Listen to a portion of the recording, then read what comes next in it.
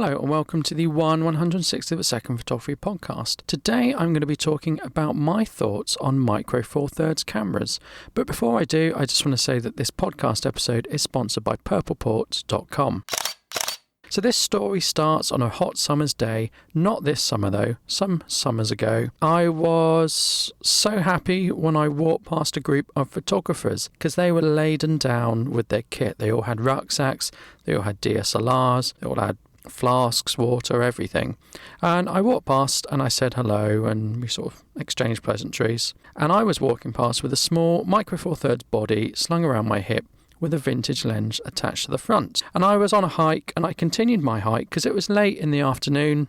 When I'd been driving out to work, I'd driven past this tree and this tree always fascinated me and I thought this would make an excellent photograph. I'd planned to walk up to this tree because there wasn't anywhere close I could park with my Micro Four Thirds camera because I had a good telephoto lens that was vintage because the tree was in the middle of a field as well, so I couldn't get into the field, so I did need a long reach. And I decided I'd hike there one day after work. I packed up my kits and I set off just in a pair of shorts, just one camera with a lens attached. And as I left what must have been just a photography group who were going somewhere else completely unrelated, I felt a bit sorry for them on a hot summer's day, laden down with their heavy kit. And it was one of those hot summer's days where you can sort of see the air evaporating off the road because it's that hot, which in some parts of the world is probably quite common, but fairly uncommon in the UK.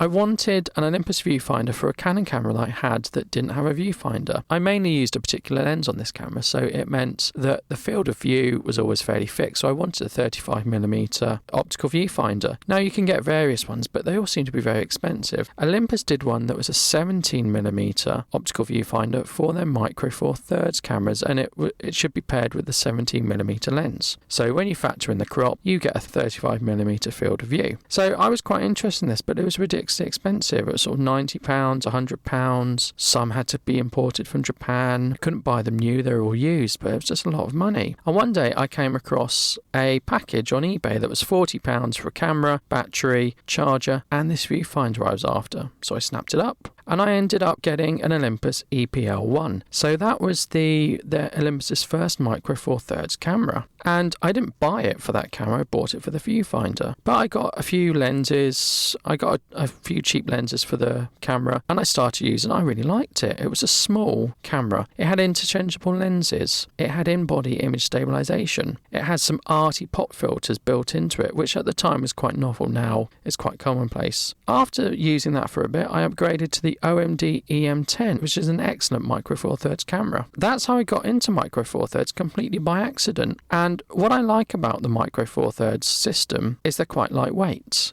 And they're very good for landscape photography. Hence why I started my story about the camera I took on my hike to take a picture of something and walking past the DSLR brigade or the DSLR camera club. I felt so lucky that day to just have a very small Micro Four Thirds camera with me. But what else do I like about Micro Four Thirds? Well, they're incredibly small and light. They've got a good selection of lenses. You get EVFs and you get proper controls like on a DSLR. And EVFs can be quite good compared to optical. Sometimes I prefer an optical.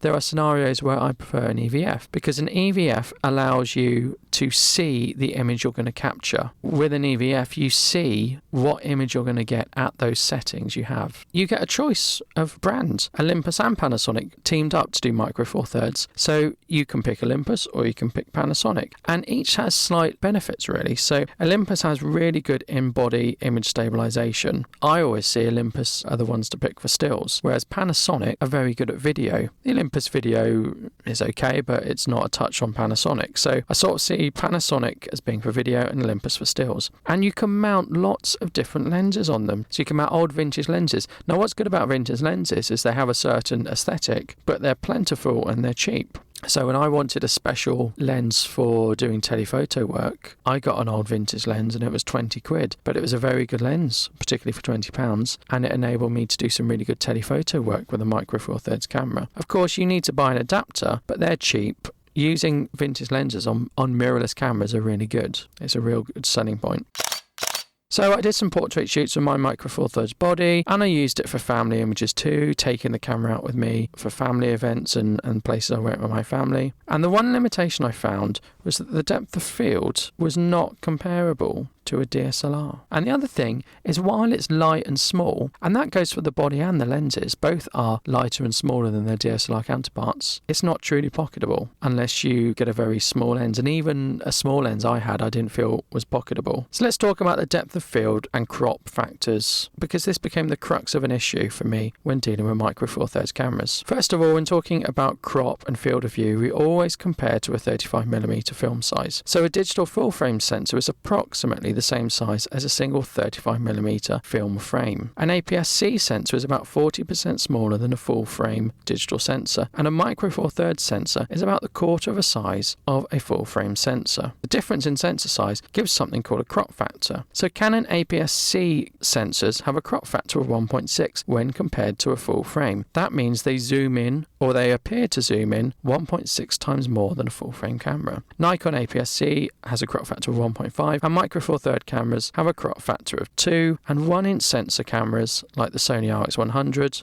have a crop factor of 2.7. Now, without getting complicated, and maybe I'm going to do an episode on crop factors in the future, you apply the crop factor to the focal length and the depth of field. And by depth of field, I mean really the aperture value. So let's take a 20mm f2 lens and put it on a full frame body. So we get a focal length of 20mm, which is wide angle, and we get a depth of field if we set the lens at f2 to what you would expect to see on an f2 lens, or a lens set to f2. Put that same lens on a Canon APS-C body, and the focal length is the equivalent to a 32mm focal length in full frame terms. So let's just say it's 35, it's easier. Now 35mm isn't a wide angle. It's wider than some, but I wouldn't say it's as wide as 20, certainly not. And the depth of field, if you had your lens set to f2, would be equivalent to a lens that is set to f3.2 on a full frame camera. The same lens on a Micro Four Thirds body would give a focal length of 40mm with a depth of field that is equivalent to f4 on a full frame camera body. So depth of field just refers to how much is in focus, or the distance of things in focus. So it might be 3 meters in focus, it might be 10 centimeters is the plane of focus, but generally the higher the aperture value, or the smaller the circle that lets light into your camera, the bigger the depth of field. So if you want to get everything in focus, like you might in a landscape image, you have a high aperture, maybe f8, f11, etc. So who cares about all that? Well, some people don't care at all, and some people really care. Or some people are very vocal about how much they care. Now, I like to shoot people, and I like to shoot portraits at shallow depths of field. So I would generally shoot with an aperture of f2 or below. As I said, if you're doing landscape photography, you might shoot with an aperture of f8 to f11 to f16. Now, I've only taken a few landscape images, with the image I talked about at the start of the episode being one of them. But I've taken an awful lot of images of people, and I've done an awful lot of portraits. So my concern with Micro Four Thirds that I found was it wasn't that good for doing the style of portraits I liked. I also found, compared to a Canon DSLR, the flash facilities weren't good. It has flashes you can use with the system, but you have to generally control them via the onboard flash on the camera. You can't really get a host of decent wireless triggers like you can with Canon. Now, I'm sure someone listening might say, but you can get these ones. Well, when I had it, I couldn't find decent wireless triggers that could do high-speed sync. I could do high-speed sync via the on-camera flash, which is very impressive, but the problem is I'm going to put my flash in a softbox, so it's not really going to be line of sight, and it's not really going to work. So I found when I was doing portrait work, I always used my Canon DSLR, and I found that if I did any travel, any street photography or family images, I normally did it with a compact camera. So the Micro Four Thirds camera just wasn't getting used very much. It wasn't getting used as much as when I first got it. Now, you might say that's typical of the piece of kit. Some people, they get a new thing, they use it all the time. Yeah, maybe I'm true of that, but I just found I wasn't using Micro Four Thirds, and I wasn't using it for video either, because video for me was better on a Canon. So I thought about selling the camera and the few lenses I had. Now, because while the crop factor had been a complete disadvantage for me, it's a huge advantage for a landscape photographer. So I said a landscape photographer might shoot at f11, f16 to get everything in focus. On a full frame DSLR, you would need to take fairly long exposure to be able to shoot at f11. But on a Micro Four Thirds, due to the crop factor, you can shoot at f5.6. and get the same depth of field as you would at f11. So you can shoot at a shorter exposure. You don't need to have such a long exposure. Maybe that means you don't need to carry a tripod up a hill with you, which is great. Micro Four Thirds are really good for landscape photography. They're small, they're light, and you don't need such a high f-stop to get the depth of field that you require. Now recently, Olympus have brought out some pro lenses for Micro Four Thirds,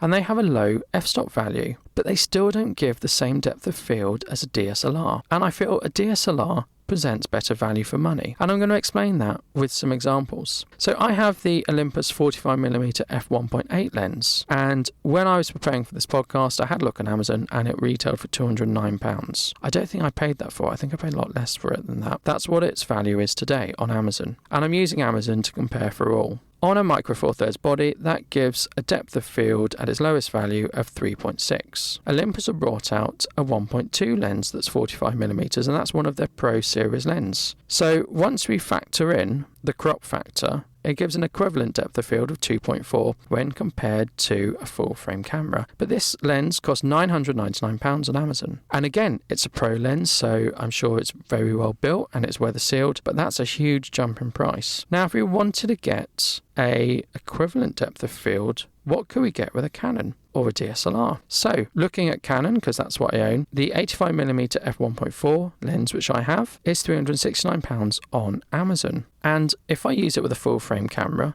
I can get f1.8 aperture and I can get a depth of field of f1.8. which drastically beats the shallow depth of field I can achieve with the Olympus Pro lens and the Olympus Consumer lens, the f1.8. And it's £369. You may say, but a Micro Four Thirds body might be cheaper than a DSLR. Yes, it might, but that is a huge difference in price. That's £630 difference in price, and you get better shallow depth of field. So let's say you're price conscious. Well, you can get a Canon 50mm f1.8 STM, and you can put that on an APS-C body, and that will give the equivalent focal length of 85mm.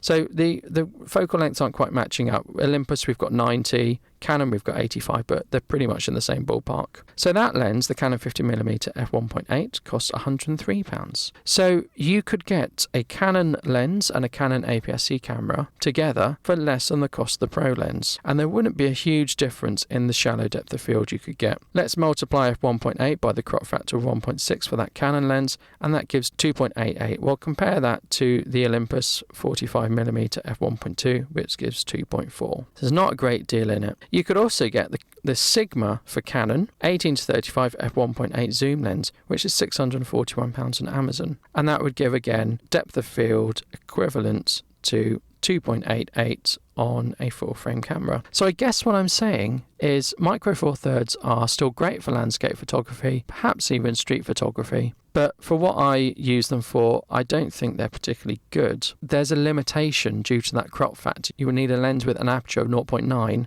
just to be on par with a 1.8 from a DSLR. Even those pro lenses that are still very expensive still don't get you the shallow depth of field you're after.